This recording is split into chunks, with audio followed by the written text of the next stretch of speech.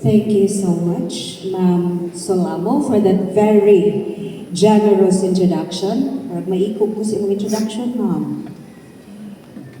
So, good morning. Before I begin my message today, allow me to share a story. A story of a Filipina whose life reminds us that heroism does not always begin in grand moments. Sometimes it begins in ordinary life. Sa yano nga kinabuhi, sa adlaw-adlaw nga paningkamot. That's not my story. Her name is Trinidad Tixon. Kailan mo ni Trinidad Tixon? Graduates? She was born in 1848 at the time when the Philippines was still under Spanish rule. Dili siya dato, dili siya sikat. Parihas rajud siya nato. She started as an ordinary person. Like many of you, especially our grade 6 graduates, she learned early in life what it means to help, to work, and to be responsible. And for our grade 10 and grade 12 graduates, she understood what it means to dream, to struggle, and to prepare for something bigger. Before the Philippine Revolution began in 1896, Trinidad Tixon was already known as a hardworking woman. Namaligya siya isda, karne, asin, nagnegosyo para makatabang sa iyang kaugalingong pamilya o sa iyang community. So in other words, she was just like many Filipinos today. Naningkamot, nanarbaho, ug nangitag paagi para mo survive ug mo succeed. But then, history called. And when the moment came, she did something extraordinary. At a time when women were expected to stay at home, ni step forward siya. She became the first Filipina to join the Sandugo, a symbol of loyalty and commitment to the country. During the revolution, daghan ang nasamdan. Daghan ang nagkinahanglan og tabang. And Trinidad Tixon did not turn away. She helped care for the wounded. She helped build the places where people could heal. Nahimo siyang tig-atiman ug tig-panalipod, a healer and a fighter. Because of her compassion and courage, she became known as Ina ng Biyak na Bato and later the mother of the Philippine Red Cross. And her life teaches us this, that true leadership is not only about being strong, it is also about being kind. Dili lang kay kusgan o isog ka, kundi kabalo ka mo atiman sa uban. It is not only about courage, it is also about service. And you know what? In many ways, what brought you here today, your graduation, is already a form of heroism. Sa atong grade 6, pila ni sila kabuok? 6, no? Ang inyong pag-eskwela, pagpaningkamot o pagtabang sa inyong pamilya, that is already courage. Sa atong grade 10, murag ubay-ubay, pila to kabuok, Bishop? 50? 50. Okay. 50. ang inyong pagpadayon bisag lisod, bisan naay temptations, bisan kapoy, kapoy ba? Kapoy dili. That is strength. Sa atong grade 12, asa man itong grade 12, yara, ABM o gas. Ang inyong pag-abot dinhi, despite doubts, pressures, and sacrifices, that is already leadership in action. Because behind every graduate today, there are parents who sacrifice. Asa atong parents, kaway-kaway. Oh, so, di ba? Teachers who guided. Asa atong mga teachers? Oh, very good. And of course, students who refuse to give up. O kamu tanan, kabahin mo sa usa ka community nga nagtinabangay aron mo asinso ang matag usa. And perhaps the most inspiring part of Trinidad Dixon's story is this. She did not begin as a hero. Wala siya na tao nga bayani. She became one because day by day, she chose to care. She chose to serve. And she chose to stand for something greater than herself. And today, as we celebrate the graduates of National Heroes Institute, we are reminded of something very important. Heroism is not only found in history books, it can begin right here. It can begin right now.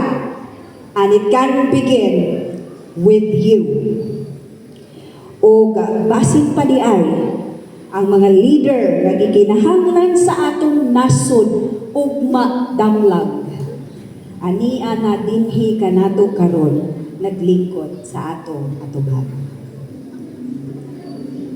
Good morning to the administrators of the National Heroes Institute Incorporated, our Board of Trustees, respected teachers, proud parents and families, honored guests, and most especially the graduates whom we celebrate today.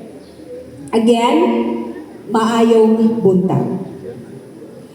It is truly a privilege to stand before you on this very important day in your lives. Commencement exercises are among the most meaningful moments in the life of any school community. Today is not simply a ceremony. It is a celebration of perseverance, of growth, of sacrifices made, and of dreams that are beginning to take clearer shape. For the graduates, this day represents the culmination of years of study, effort, and determination. For the parents and families, this day reflects the countless sacrifices made to support your children's education.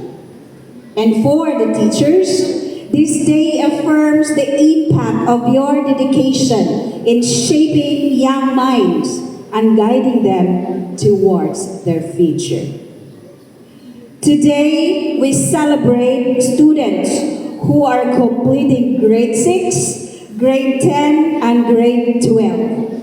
3 important milestones in the educational journey. To our grade 6 graduates, today marks the completion of your elementary education. These years have been your foundation. In elementary school, you learn the basic tools that will guide you throughout life. How to read, how to write, how to solve problems, and how to ask questions. But more importantly, you learn lessons beyond textbooks. You learned how to cooperate with classmates, how to listen to your teachers, how to respect others, and how to keep trying even when something seems difficult. As you move on to your junior high school, new opportunities and challenges await you. There will be new subjects, new teachers, and new experiences. Some days will be exciting, some days may feel overwhelming, but always remember that every challenge is an opportunity to grow. To our grade 10 completers, you have reached an important turning point in your educational journey. Junior high school has helped shape your discipline, your thinking, and your sense of responsibility. Ahead of you lies senior high school, a stage where you will begin to explore your interests more deeply and where your dreams may start to take clearer direction. Some of you may already know what to want to pursue in the future. Others may still be discovering your passions. So ganina, walang hatag sa mga certificates, sige pangutana si Bishop. Mag-teacher ka, mag-police ka, mag-lawyer ka, at surprisingly, naagin ko yes, kabalo na kung unsay ilang gusto. Ang uban po, mungisira, wala pa siguro kabalo. And that is okay, it's perfectly fine. Finding your path is a process, and every step you take brings you closer to understanding your purpose. And to our grade 12 graduates, today marks a significant transition. You are about to step into a wider world, whether in higher education, employment, entrepreneurship, or service to your communities. The journey ahead will bring both opportunities and challenges, but the knowledge, values, and experiences you have gained here at NHI will guide you as you move forward. Your theme today is both inspiring and challenging. Filipino graduates prepared, imagine prepared to lead with competence and character. Pilipinong nagsipagtapos, handang mamuno ng may kakayahan at mabuting pagkatao. Handa na ba kayo? Huwag nanimo. Dako kayo nga tema, no? Pero kung atong sabton, simple na siya kayo. Competence and character. Kini nga duha ka pulong maog yun, no?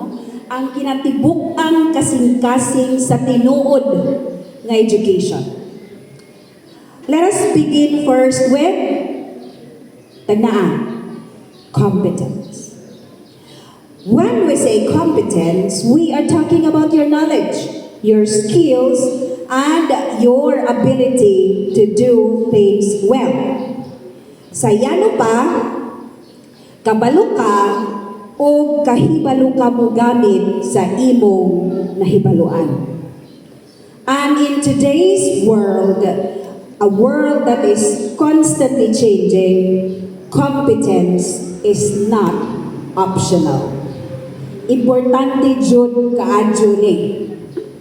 Because the challenges of our time require people who can think critically, solve problems creatively, and contribute meaningfully to our society. Our country needs competent teachers nga dili lang mo tudlo kundi mo inspire. Competent doctors o nurses nga dili lang mo tambal kundi kabalo mo atiman. Competent engineers nga dili lang mo tukod kun dili mo panalipon. O competent leaders nga dili lang mo mando kun dili mo giya uban sa kaalam o vision. But let us be clear. Competence does not happen overnight. Dili ni siya magic. Dili ni siya in just one click or one snap of your finger. Dili kalit lang mo abot. It takes dedication. It takes discipline. And it takes the humility to keep learning again and again. Ug mauni ang hinungdan ngano nga ang edukasyon padayon usab nga nag-change. And this brings us to an important development in our Philippine education.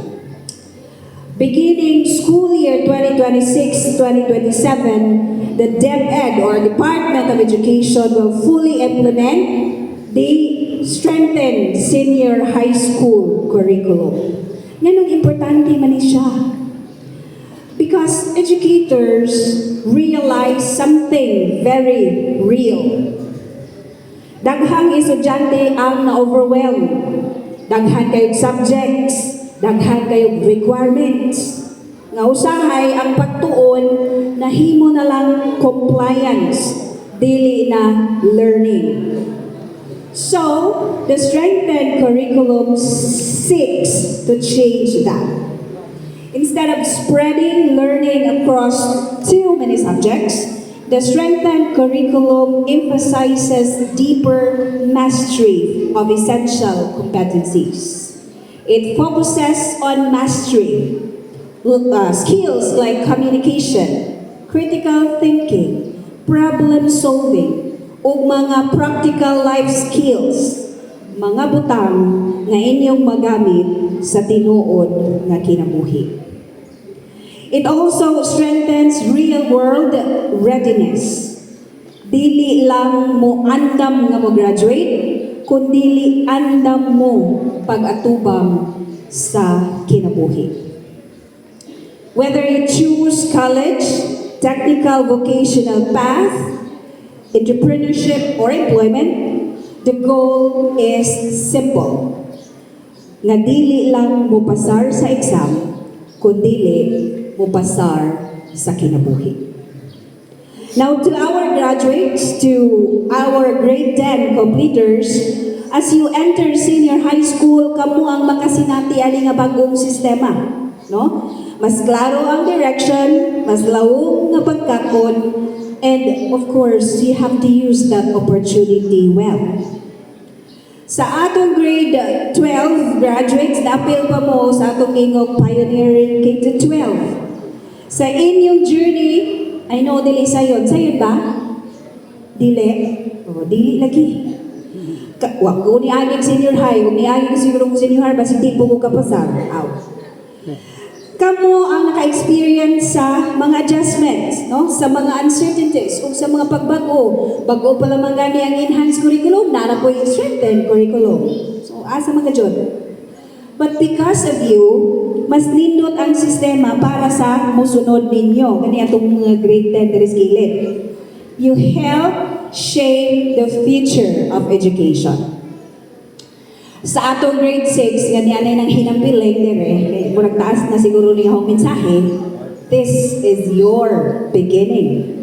Sugod pa lang ng mga undoy, mga inday. No? But even now, you are already building your competence sa inyong pagtuon, sa inyong pagpaningkamot, o sa inyong mga damgo. Padayon lang. No? But while curricula may evolve, again, enhance and strengthen, systems also change. There is something that must never change. Because education is not only about forming competent individuals, it is also about forming individuals with character. Dili lang kahibalo, kundi kasing-kasing. Dili lang skills, kundi prinsipyo. Dili lang og unsa ka kamaayo, kundi unsa ka kamaayong tao. Unsang dating character. So I know, ihisgutangan ninyo sa inyong classroom. No? Character refers to the values that guide our actions. It is who we are when no one is watching. It is the inner compass that helps us choose what is right even when it is difficult, even when it is inconvenient, and even when no one else chooses it. Character is seen in your honesty when it is easier to lie, in your humility when you have every reason to boast, in your compassion when others choose to ignore. And character is seen in your respect even for those who cannot give you anything in return. And remember this, graduates. Competence may open doors for you, but character determines how you walk through that doors. Competence may help you achieve success, but character determines whether your success will lift others up or bring them down. Competence may give you influence, but character determines how responsibly you will use that influence. Mauni ang rason ngano ang character o competence kung mag-uban kusgan kaayo nga kombinasyon. Because when these two come together, they do not just create success. They create purposeful leadership. Leadership nga naay direksyon, leadership nga naay kasing-kasing, o leadership nga naay baruganan. And remember this, leadership is not reserved for those with titles, possessions, or authority. Leadership is quiet. Leadership is personal. Leadership is a choice. Usa ka pagpili, matag adlaw. Sa gagmay nga butang, sa mga yanong nga desisyon, sa paagi sa imong pag-treat sa ubang tao. Because in the end, you do not become a leader in one big moment. You become a leader in the choices you make again and again, every single day. My dear graduates, karong panahon na trending kaayo ang pangutana. Unsa man gayon ang kinahanglan para mo success? Diploma ba o diskarte? Unsa inyong tubag? Diskarte? Kisay mo yung diploma? Pero kabalo mo, basun sa joke ng pangutanahan. No? Kinsa may nag-ingon, kinahanglan mo mamili. Ingon ka ganina mapili kung sa inyong joke. Unsa may gamit sa diploma kung dili ka kabalo mo lihok sa tinuod nga kinabuhi. Ug unsa man po'y basihan nimo sa imong diskarte kung wala kay kahibalo nga imong kapitan o siligan. The truth, my dear graduates, you were never meant to choose. Because if you rely on diskarte, o di ba konyo si ma'am, you are walking forward in the dark. Kusog ka mo lihok, pero dili ka sigurado asa ka padulong. And if you rely only on your diploma, without courage, without initiative, you may have the knowledge, but you remain standing still.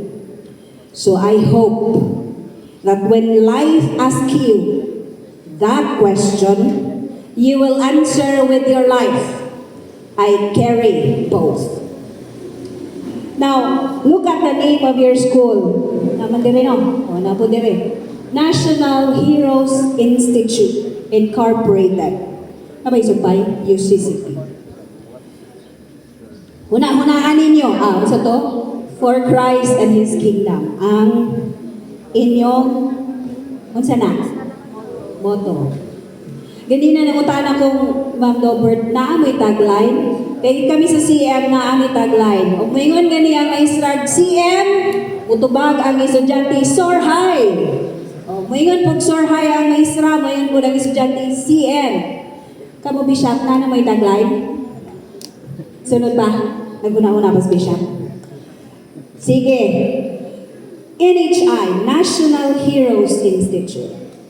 Dagko kayo nga ngalan, dagko. Bugat pamalandungon.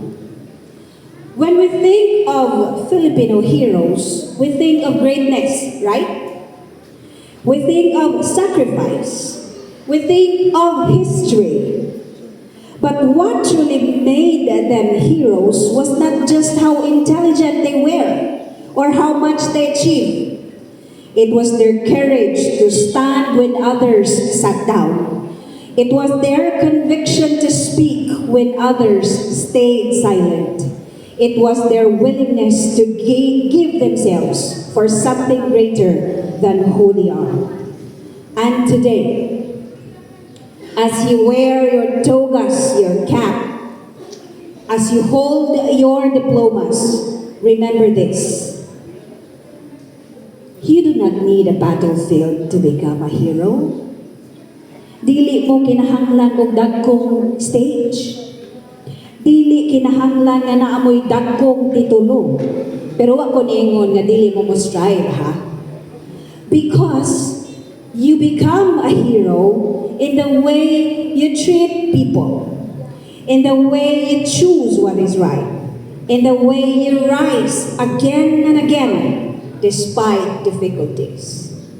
Mahimo kang bayani sa imong pagrespeto sa uban, sa imong pagbarog sa saktong butang, o sa imong pagpadayon bisan lisod kayo. One day, the world will not ask where you graduated, asa ka na human. Dili mangutana ang kalibutan, unsa may diploma, unsa may imong nahuman. It will ask, what did you stand for? Who did you help? What difference did you make? And when that day comes, may your life be your answer. Not just your words, not just your titles, but your life.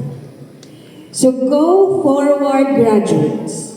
Dalhan ninyo ang inyong mga damgo, dalhan ninyo ang inyong mga kahibalo o labaw sa tanan, dalhan ninyo ang inyong kasing-kasing.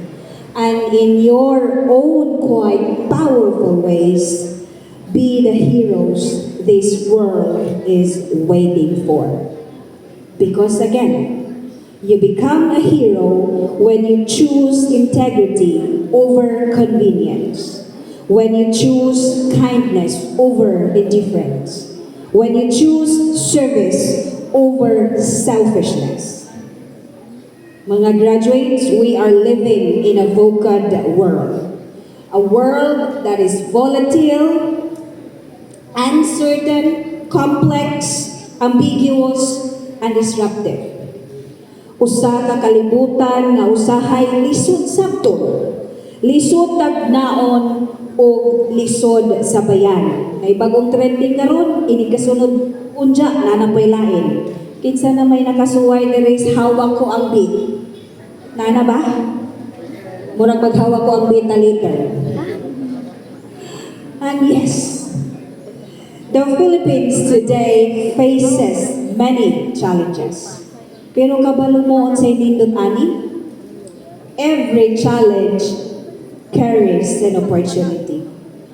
O ang kaugmaon sa atong nasod, dili lang nakadepende sa mga leader sa gobyerno. Nakadepende kini ninyo. Sa klase sa pagkataos nga inyong pilion sa matag adlaw. Because if our nation is to move forward, it will need Filipinos who are not only competent, but principled. Dili lang bright, kundi buutan. Dili lang kahibalo, kundi adunay kaluoy. Dili lang naay diploma, kundi adunay integridad. So, as you leave this place today, ayaw lang dalha ang inyong diploma. Dag-an ninyo ang prinsipyo, ang kaiso, ug ang kasing-kasing sa usa ka tinuod nga bayani.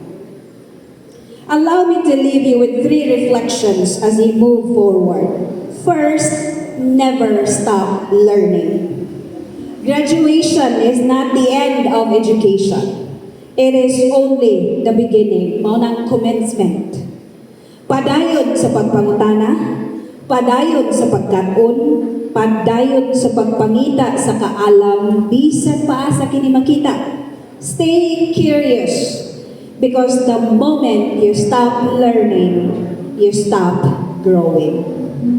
Second, protect your character. Adunay mga higayon sa inyong kinabuhi nga ang pagbuhat sa sakto dili sayon. Arang lisura. Usahay ikaw nga jud usa. Usahay walay makakita. Kay di pwede mag-picture o i-post sa Facebook. But in those moments, remember who you are. Hinumdumi ang mga prinsipyo nga gitudlo sa inyong ginikanan, sa inyong mga teachers diri sa NHI o ang inyong komunidad. Because in the end, your character will be your greatest protection. Third, use your gifts to serve others. Ang inyong talento dili lang para sa inyong kaugalingon.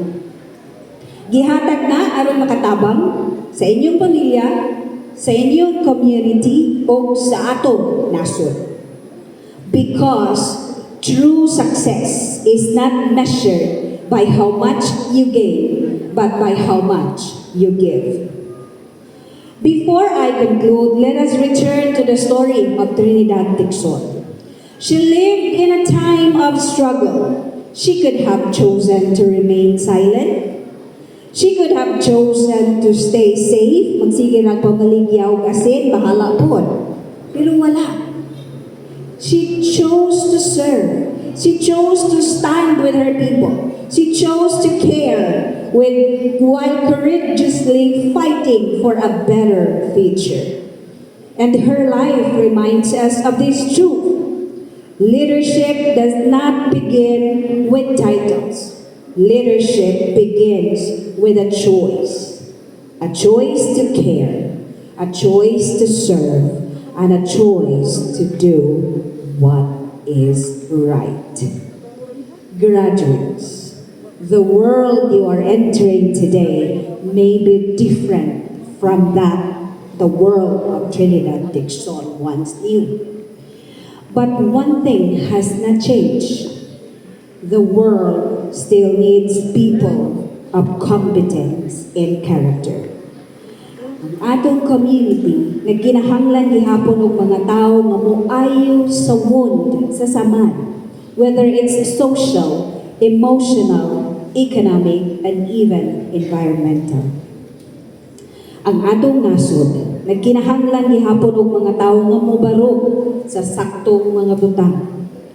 O ang atong katilingban na kinahanglan gihapon og mga tawo nga dili lang mo succeed kundi mo serve. You may not fight in revolutions written in history books, but every single day you will face moments that matter. Moments where you choose to help. Moments where you choose to stand. Moments where you choose to build instead of break. And when those moments come, remember this.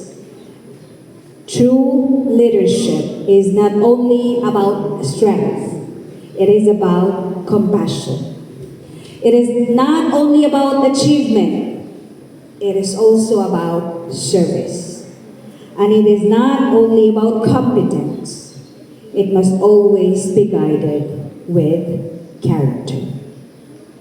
Dear graduates, today you carry more than your diplomas. You carry the hope of your families. You carry the guidance of your teachers. You carry the dream of your community. So walk forward with confidence, pero magpabiling mapainubsanon. With courage, pero adunay kaluoy. With strength, pero adunay prinsipyo. Walk forward with the heart of a servant and a mind of a leader. And perhaps, many years from now, someone will tell a story about you. Not because you are the richest, not because you are the most famous, but because you chose to serve, you chose to stand what is right, and you chose to make a difference. Before I end, allow me to express my sincere gratitude to our parents and families. Daghang salamat sa inyong sakripisyo ug walay huno nga suporta. Atong palakpakan mga dear parents atong mga kaugalingon. Kini nga kalampusan inyo pod kini. To the teachers and administrators, thank you for shaping not only minds but hearts. Pakpakanan po. And to our dear graduates, today you stand at the threshold of your future. Dili lalim ang dalan nga inyong atubangon, pero puno kini sa opportunity. So lead with competence, equip with knowledge and skills. Lead with character, guided by integrity and compassion. Congratulations, graduates of National Heroes Institute. The future begins today. Ayaw lang panganduyi ang kalampusan. Panganduyi nga mahimo kang usa ka tinuod nga bayani. Good morning, and once again, congratulations, graduates.